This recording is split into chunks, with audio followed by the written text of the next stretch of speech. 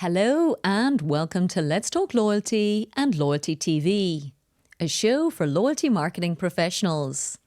I'm Paula Thomas, the founder and CEO of Let's Talk Loyalty and Loyalty TV, where we feature insightful conversations with loyalty professionals from the world's leading brands.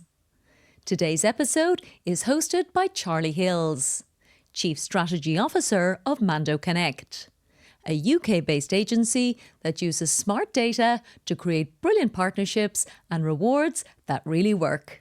Enjoy. Hello and welcome to this episode of Let's Talk Loyalty. As Paula mentioned, I'm Charlie Hills, the Chief Strategy Officer of Mando Connect. In this episode, I am delighted to interview Kate Wheaton, the Head of Strategy for Ogilvy One.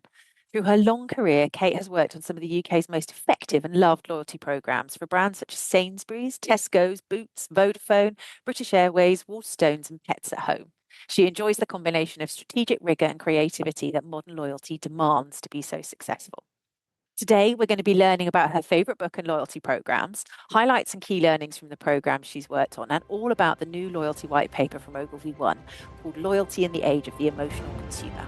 I really hope you enjoy our conversation today. So hello and welcome to the podcast today. I'm absolutely delighted to have you on the show.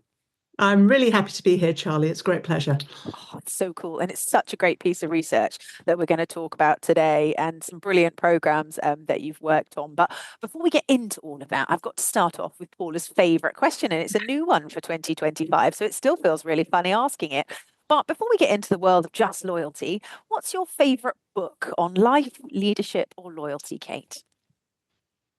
I'm going to be a bit boring and I actually picked the loyalty one, so more of a kind of work-oriented one. On topic, we love it. That's great. And it's a book I and certainly some of my colleagues have referred to a lot in sort of shaping our thinking about loyalty, and it's The Power of Moments by Chip and Dan Heath. And I think it's sort of very simply, but quite efficiently makes the case that loyalty in its sort of many senses of the word is really built through what a brand does at particular moments, really kind of key opportunities where a brand has to create disproportional impact. And they make the case, obviously, that builds incredibly strong memory structures and therefore very strong emotional sort of enduring bonds to a brand. I think what I like about the book, obviously the general premise I think is really important, but it's really practical and it sort of gives you, firstly it sort of defines what those opportunities are in a very lucid way that you kind of start to thinking about whatever brand or category you're operating in, where might those moments be across the customer's experience through their whole life cycle potentially with you. And then it really decodes how you brands can effectively respond to them. So it's like a total primer and incredibly useful on that basis, I think. I love a kind of business book that gives you very practical things to use afterwards. It's great investment in time. And I think that book in particular is really relevant to the sort of the findings from the study that we made, which is really about how brands need to really cultivate that emotional impact, appealing to the heart, not just to the head. And I think the important thing there is it's both. It's not just one or the other. You kind of need to do both. Oh, that's nice. And that's a lovely segue from the kind of the book into the research that we're going to talk about. And we're building such a brilliant library recommendation through this question, actually. It's fantastic. And I've seen you use that book actually in client work as well. So it's really lovely to see. I'm all about actionable insight. And I love that actually you've got that theory and that it's translated into practice. So yeah, one I highly, highly recommend. Which brings us on nicely to your favourite loyalty programme. I know you've worked on many, many programmes over your career. Any stood out or any you haven't worked on that are your kind of favourites, and why? I'm picking one particular one, but for two reasons, and only past for programmes. So I've worked recently on Nectar with Sainsbury's. I've worked with them in the past as well. So I've had a couple of bites of that particular cherry. But I think in light of what we just talked about, the importance of emotional impact, I particularly like a thing Nectar do, which is called the Grapefruit and Veg Challenge. Now, they only run it once a year, but for a period of time. But I think what it does is, Nectar's it's very typical supermarket loyalty program. Everyone knows it. It's effective at what it does.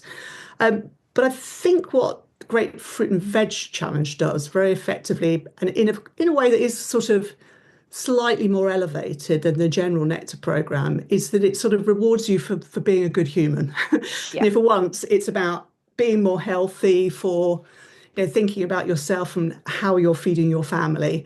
And I think that in itself does create a sort of sense of virtue and sort of fulfillment and achievement that ticks all of those emotional boxes I've been talking about. It's a mistake to think that emotional things are only created out of gifts or surprise and delight and things. Those are going to be lovely, but there are lots of emotional sort of buttons that you can press with consumers. And I think everything from sort of mastery to achievement are all really important. And I think what Nectar have also done well is actually make the experience itself, so that the interaction you have with the program via the app it's quite fun. It's a little bit more gamified. It uses fun graphics.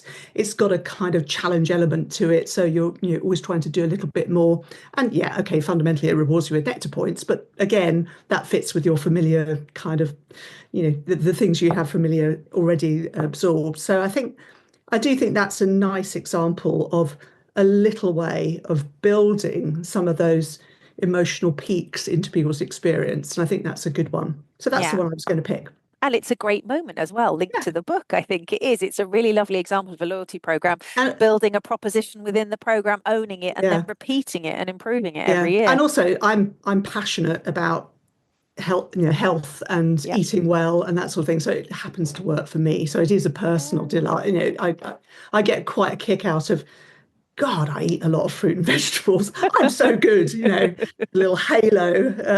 Very important, very important. Yeah. And from my point of view, I really like as well that it's got that challenge culture to it as well, and that they're innovating it every year, and they're bringing it on, and they make it a little bit better. And we've seen nearly all the big programs bring that in, and that was one of the first, I think, to start to build the proposition. So no, that's a brilliant answer, and really nice to see a big kind of iconic program inventing something new as well. Sometimes I think we forget that the big players can do that big invention as well. We're always looking to the very much so. alternative ones. So it's a great example. I think it's also just an example that what you do in a program, obviously there need to be some fixed elements that are long term and enduring, but I think brands need to have, and this is obviously something we found in the study, that brands need to have confidence to have some fun with the program, and if that's appropriate. Obviously, it's not for everything, but to be prepared to try new things. And they don't have to be things you sort of commit to forever. Consumers are very adept at assimilating things and then moving on. That's what we do it all the time. We're a very adaptive species. And so I kind of go, we should do more of this. And again, this is something that came up in the study we did, that the importance of constantly fueling a program with fresh new things is quite important. Yeah, I think that's really key as well, particularly in the British market, because everyone's so savvy in Britain, aren't they, about what loyalty programs are up to, and they can compare one grocery program to another grocery program. So I think that's really key. I mean, you've worked in loyalty marketing for a long time. You've worked on some of the biggest programs that I think any one of us have ever heard of in Britain, across, so many different sectors. I'm sure our audience probably don't know your bio as well as I do. Do you want to tell us a little bit about your background in loyalty marketing and what you particularly enjoy about it? What's kept you here? Well, I was lucky enough to sort of start my career proper at EHS, which of course was, as I always remind people, the place where Clubcard was actually invented. Really? Yes, yeah. We took it first to I didn't.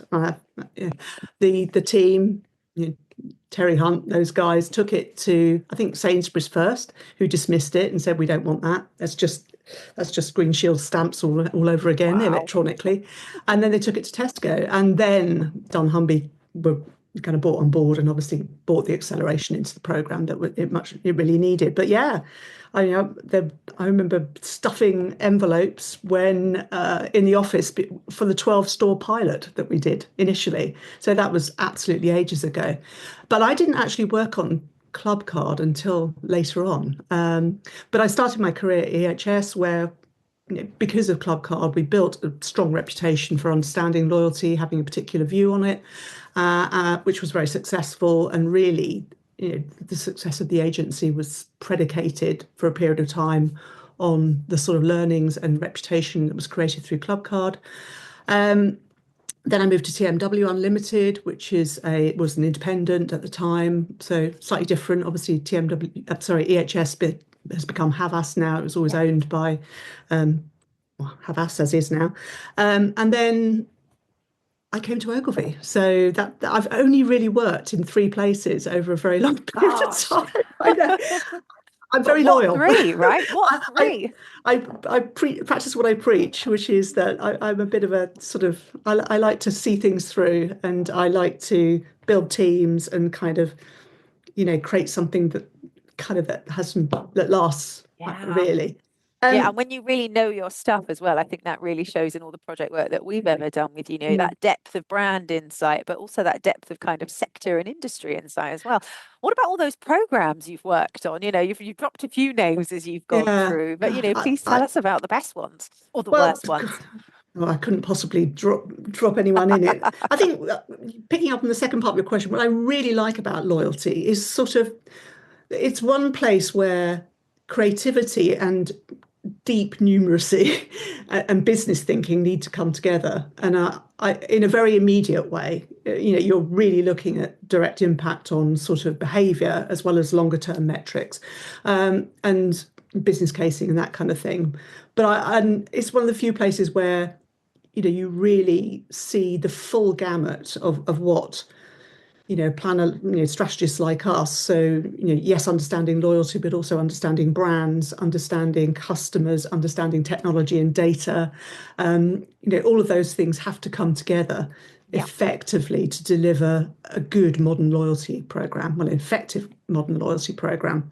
God, the programs, I did have to have a think about this because it goes back a long way. So in retail, sort of big retail, I've worked on Nectar, Tesco, Clubcard, Boots Advantage for a period of time, Morrison's, Morecard, and currently Pets at Home. So the big 5, I'd like to think. Specialist retail, I did some work years ago for Waterstones. That program still exists, I'm very proud to say. Not quite in the same way that we created it, but I it's love still that there. program. I've got 2 teenage boys, and we've got a Waterstones, and I love going in. I buy my books there rather than Amazon because of that program. It's fantastic. And I've done a little bit of work in fashion, which I'll touch on later. Gosh, many moons ago, and then sort of more recently Vodafone. So when they first went into loyalty years ago, partnering with Air Miles, oddly enough, and then later, obviously, the partnership we did with you guys on Very Me program. I've done a little bit in financial services, so AA, Compare the Market, and a little bit in travel, IHG, BA, and things like that. So a really broad range, but my really deep experience is in retail, to be quite honest. And I think, beyond that, I've done a lot of work with brands where, if you like, loyalty is the desired outcome, but it's not about a program. It's about products or experience or just general strategies that deliver high levels of retention and brand preference. So, a program is not the answer to everything. It's a good answer to lots of things, but it depends where you're at as a brand and as business. And I think that's what's so wonderful, and why I really enjoy working with Ogilvy and Ogilvy One on these types of projects, because there is that recognition that loyalty is more than a program. I think sometimes the platform providers or particular suppliers can take a kind of very narrow view of what loyalty is. And, that to a lot of people, loyalty is a points program. So even, changing up that mechanic can be, kind of redefining in terms of the definition of it. So I think it's really important. I think the industry's catching up, actually. I think people recognize that it is more than the program. It's how you activate it, but also your brand experience. Do any of the programs that you've worked on really sort of stand out for you? Any that you think, wow, that one really sets it apart from the rest, and everyone should learn this from this program?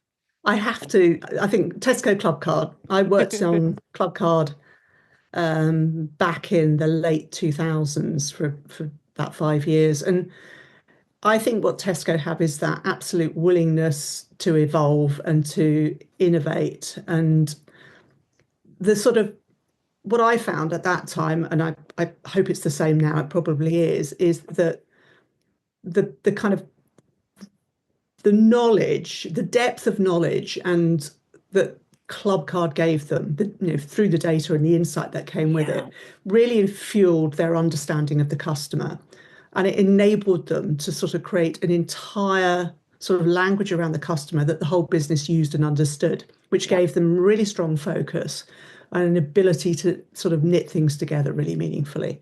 And I think the other thing that I really admired about Tesco was about their decision making.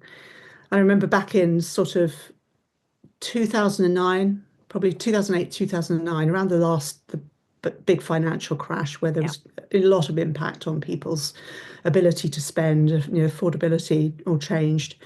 And at the time, there was a sort of very quick focus around, right, what can we do to lessen the burden on customers, but also to improve their loyalty to our business, so we retain more of them and continue to grow their value to us. And very swiftly, you sort of look at lots of scenarios, but so fast they just got to the view that the thing that was going to have the biggest impact and the biggest reach, they weren't scared. That's my point. They weren't like, let's tiptoe into this. They were like, what's going to have the biggest impact? Double points, right? We will double the value. That's a big investment for them.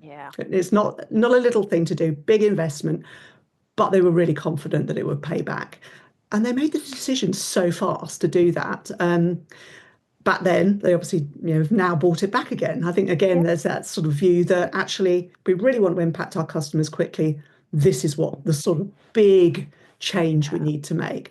Of course, they were the first to do club pricing, not universally. It's been done in lots of other countries beforehand. But I think they have that sort of instinct about what's going to work and what's going to work for customers. They do a lot of research as well, so it's well informed, and they have a lot of data. So, it's not guesswork, but I think they don't overburden themselves with fear about things. They go all in. I always think that whenever we're looking, we do a lot of market reviews in the engine room at Mando, and we're always looking at what programs are doing. And I think one of my observations is that while others test, pilot, tweak, sort of dip their toe in the water, Tesco's are always the one that go all out. They've got their Clubcard Plus, and it worked really well. They launched member pricing, and you can't, turn around in the store without seeing it. I really admire it. They've launched Tesco Clubcard Challenges. One of the first things they were actually slightly behind the market on, but then they've brought that Tesco flavour to it, and they've done it really effectively with the kind of wrap-ups and things. So I think they are always one to admire. We quite often talk to our clients as well, like, if it works for Tesco's, it's worth investigating for you, because I think that's we know the rigour of their decision making, but interesting to learn about their speed and their bravery as well. I don't know if it's the same now. Certainly back when I worked on it, they did a lot of evaluation and lots of sort of digging deep into, I remember doing a big piece with dunnhumby on, the economics and performance of Clubcard. And that wasn't a small piece of work. It was quite a deep thing. And I know they'd done that before. But actually, I think once they've worked things out, they tend to move quite quickly. I mean, I think the other example I'd like to draw on is really about how brands can dial up their distinctiveness. And I think I did some work 2 years ago on a fashion brand, quite high fashion designer brand, really well known for its sort of iconic imagery and sort of quite out there sort of stance on things. And they were looking at the development of a program. So we were involved in the sort of development of that proposition and what it could look like. And we did some research with consumers who were heavily into fashion. We called them tastemakers, because not only are they heavily into fashion, they're the ones that also influence other people. So, we went to one of the usual sort of gamut of potential benefits we could offer and everything, all sorts of things, from the most basic sort of discounts and that sort of thing, through to quite interesting things from going back into their archive and remaking things and that sort of stuff. But we missed one really important thing, and it was more of a co-creation kind of workshop type research. And what we completely missed was that all of the people who are going to be influential to others are now creators. And what they really liked about that brand was that what they wanted from that brand was to understand and learn the skills of how you make iconic imagery and film. Oh, wow. So actually, the best possible thing we could offer them was the chance to come on a shoot, or the chance to be with a stylist, or the chance to work with a photographer, or to see an advert being made. And now I sort of say it's like bloody Yeah, obvious. It's yeah. completely obvious, right? But But at at the the time, time, and it just showed me, rather than dig into always the well of loyalty type program type thinking, you also need to dig into the brand and what it stands for, and therefore what it could open up for you, rather than the usual stuff that you kind of run through. So for me, that was a really interesting sort of, I mean, I think the learning of skills is quite an interesting area. I know sort of Samson have done some stuff about that with yeah, photography. Obviously, Sephora do it quite a lot with beauty and using makeup. And I kind of feel there are pockets of that sort of thing yeah. happening. I think it's really interesting, particularly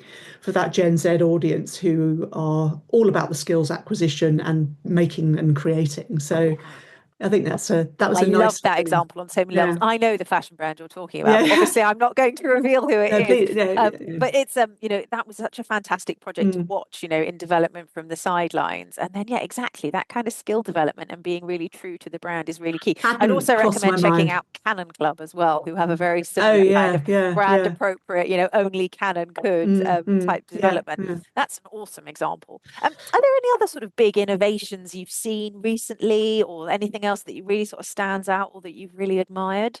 And then we I will quite, get on to talk about the research, I promise, for everyone yeah, I who's think listening. two brands I think do a really good job. H&M, I love Yep. the way they've sort of broken down behavior into lots of different things. So you get rewarded for lots of different things Yeah. across, everything from recycling through to whatever liking.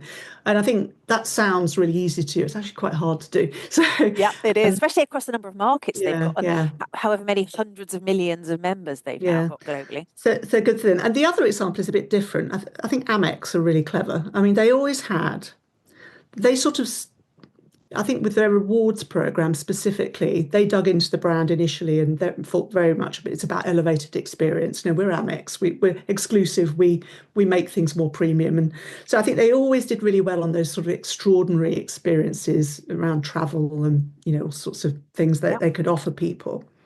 But I think in the pandemic and cost of living crisis specifically, they really shifted the needle and kind of went, and we actually have to really double down on how people can use their Yeah. points on a day-to-day basis, which is not rocket science at all. But I just think they've been so smart in the way they've done it with pay with points. I can't remember they part pay. You can backdate it from your Amex bill.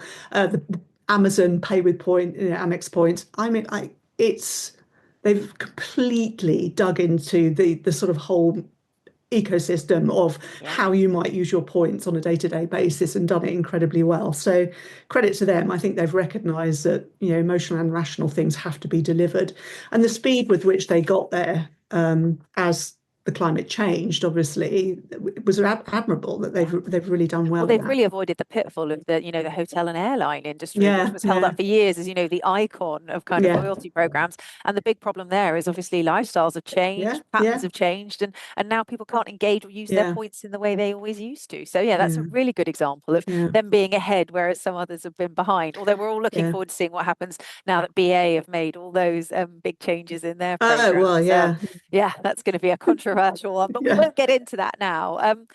One of the big things, Ogilvy's famous for is thought leadership. And I think, I remember almost growing up reading Ogilvy thought leadership and about Mhm. bonds in loyalty and some really kind of brilliant thinking that's come out of the agency. So it was really exciting this year to see a white paper come out. And I'm going to make sure I get the title right. The new white paper is called Loyalty in the Age of the Emotional Consumer. And before we get into the contents of the paper, it'd Mhm. be really interesting, what prompted this? It's been a while since Ogilvy's published it. Yeah. Prompted it and what sort of method did you take to it? Because I think it was quite a different approach.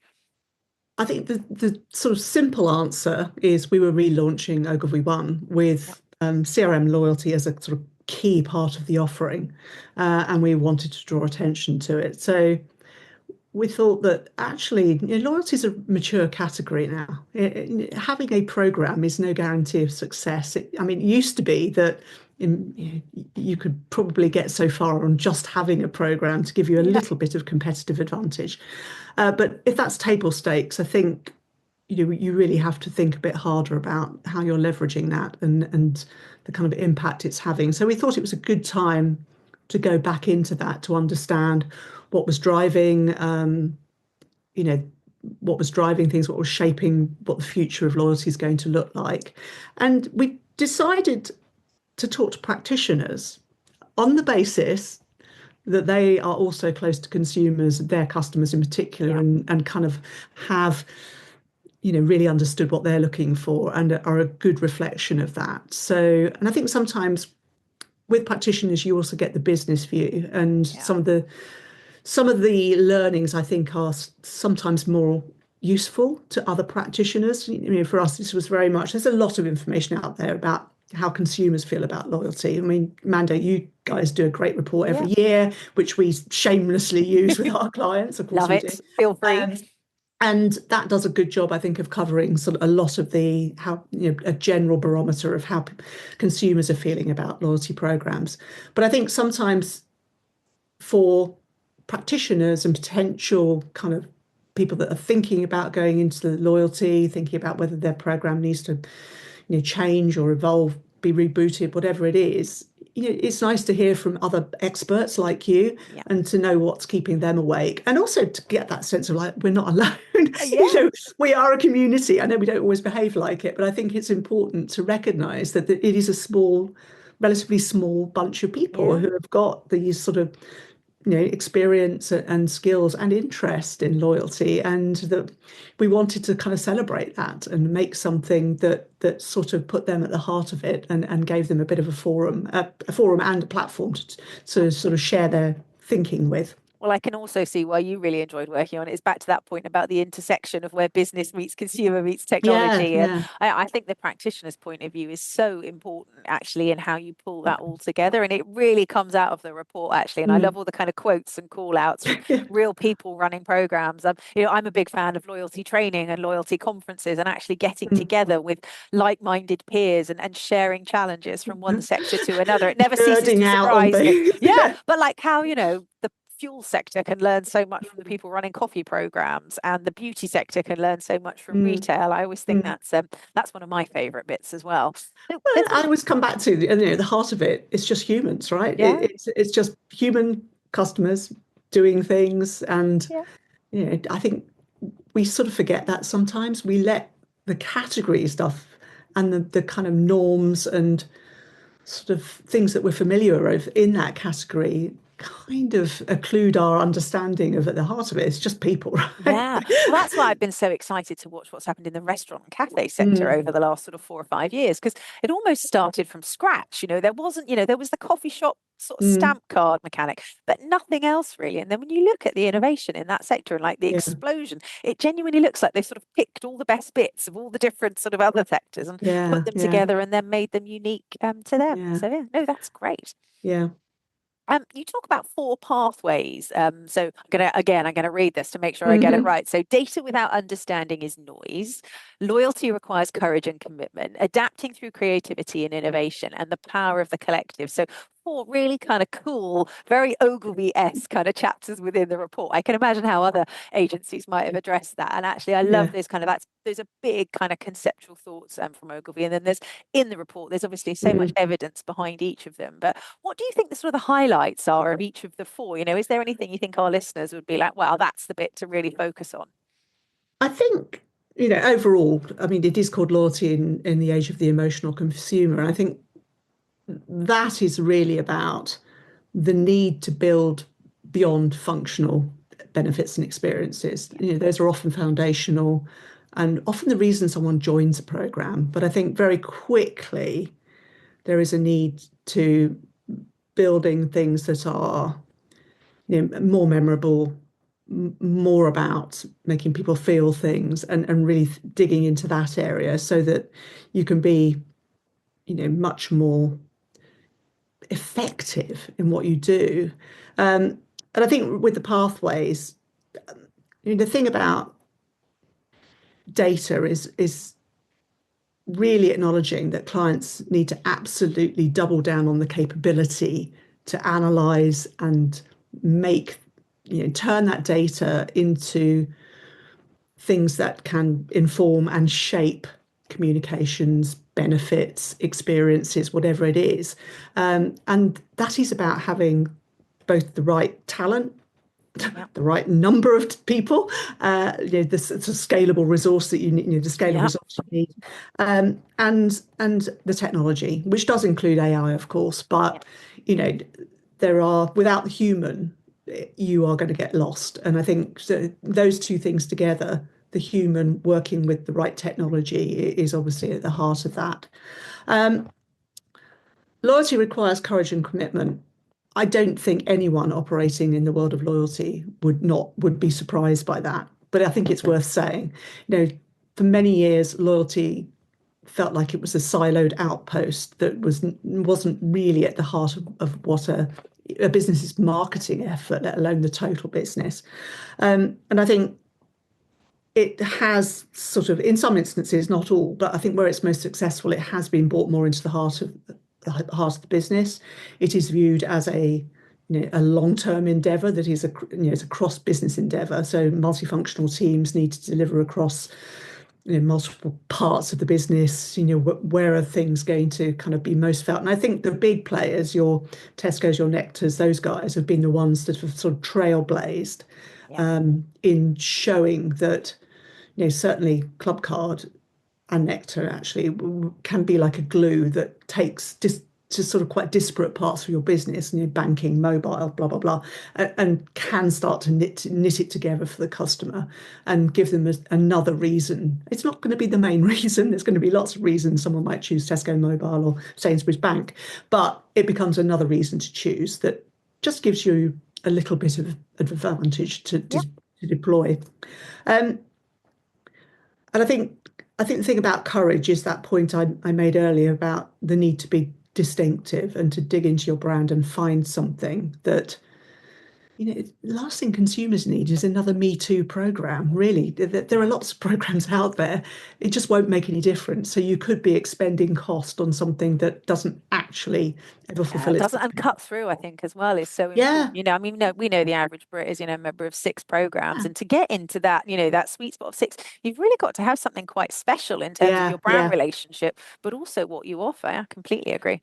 Which I think then takes us into the third point, which was about adapting through creativity and innovation. And I think too many programs become so habitual that whilst the customer may be behaving a certain way, it's back of mind and it's no longer changing their behavior. Now, most clients nowadays don't get into loyalty purely to reward retrospective behavior, staying. They actually want it to be a platform to drive future growth and to grow the customer's sort of value to them as a business.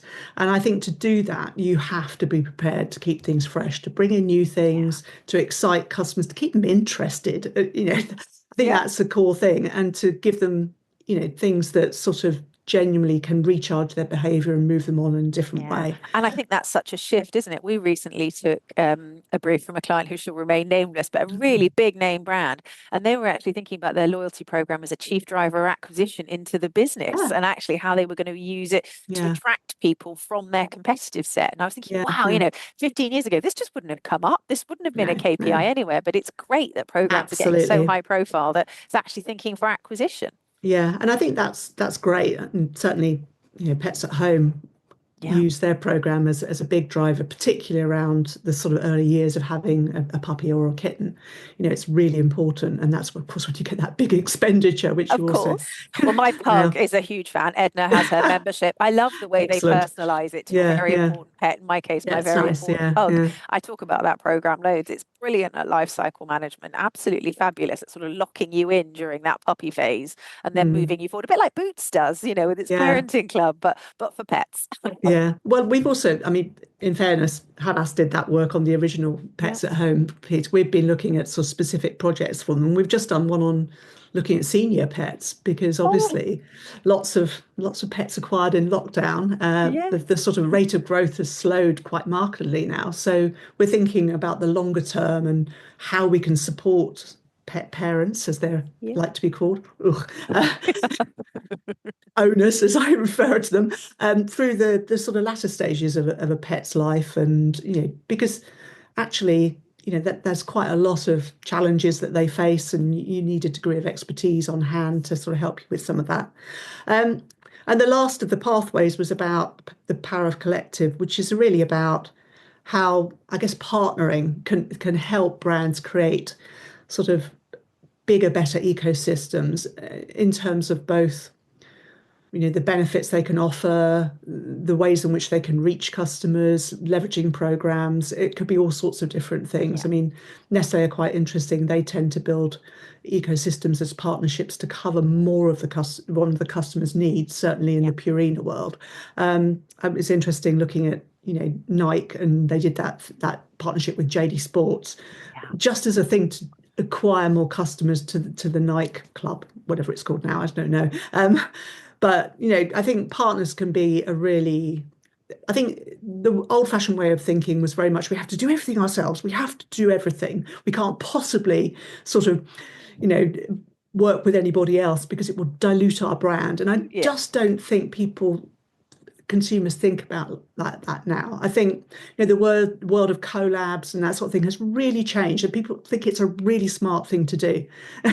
And you can benefit from working with a savvy kind of brand that's a good fit for yours. And I think, why wouldn't you? I mean, it Well, makes as life you a can lot imagine, easier. we at Mando looked at that part of the Yeah, report and went, yay, because obviously we hugely believe in yeah, partnerships and, yeah, more for less, but through collaboration is a kind of yeah. natural way we operate as humans. So brilliant to see it coming to the fore in loyalty. Yeah, that was great. What about the kind of overall three key takeouts? Because I'm sure our Okay. listeners will read the report cover to cover, learn it, much as all us sort of loyalty strategists and nerds do. But for those people who are taking a bit of a shortcut through this podcast, what do you think the kind of three most important takeaways are? And that's really difficult because obviously there's so much in the paper. There is quite a lot in there. I think I think the simplest one is really to never forget that loyalty is both an emotion and a behavior, Yeah. and that to be successful, you have to fuel both. Whether that's in equal measure or some more than others, I don't know. You've got to work that out for yourself, guys. Yeah. But to have that fullest possible impact, and a bit like that fashion example I gave, that's just not expensive for the brand to do. It's a Yeah. darn sight cheaper than manufacturing jumpers from the archive or Yeah. something. Yeah. Um, but that is the sort of thing where I think, that would have given people an experience that they would never forget, and would have been really easy to do, and would have absolutely fueled that sort of emotional sense of achievement they had. And I kind of go, that's the kind of thinking that can get you to a much better place, I think. So I think loyalty is both things. It is a feeling and it is a behavior, and you have to feel both. Um, and I think the other point then is that really that clients that want to succeed now specifically, you guys are going to have to dig deep Yeah.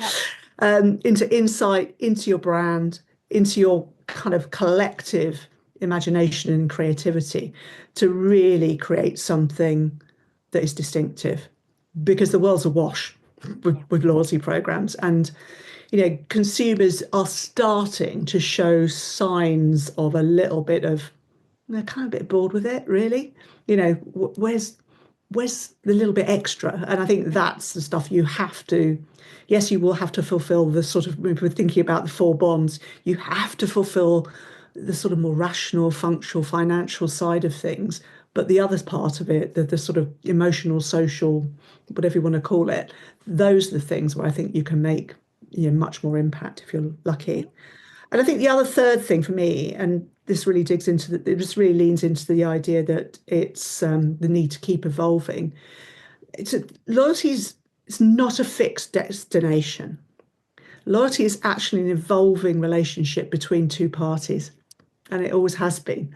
And I think you need to recognize that relationships change all the time. And when they become fixed, they become very dull and predictable. And that's when they possibly fracture.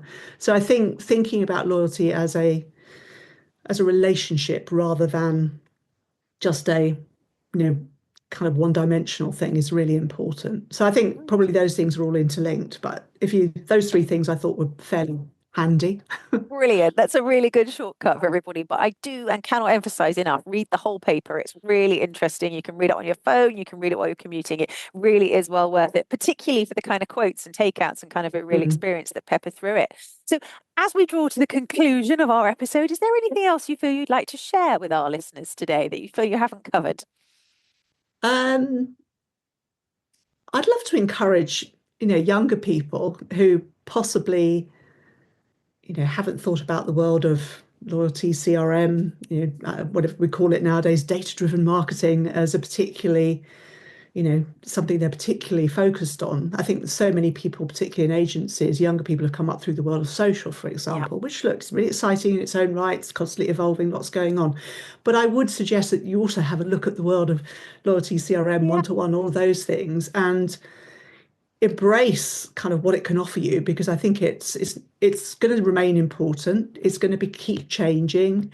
It just is another string to your bow, and you may find, a bit like Charlie and I did, that you get into it and you love it, and you become a super nerd who kind of you become part of the crew that sort of know about this stuff and really enjoy it, and sort of you can build a career out of it. I think as we're both showing, and it is immensely enjoyable. It is both creative and business focused, and will stretch your brain in so many ways that I think is immensely enjoyable. Oh, I think that's a great answer. And yeah, I echo that completely from like my top to my toes. I just think that's it's a brilliant industry. You get to meet such interesting people. And this has just been such a wonderful episode to talk about the programs you've worked on, but brand new research and papers coming out as well. So thank you so much for your time today. If people want to reach out and they want to download the paper or get in touch with people at Ogilvy, I'm guessing the answer is probably LinkedIn and look on the website. So we'll There's lots of things in there.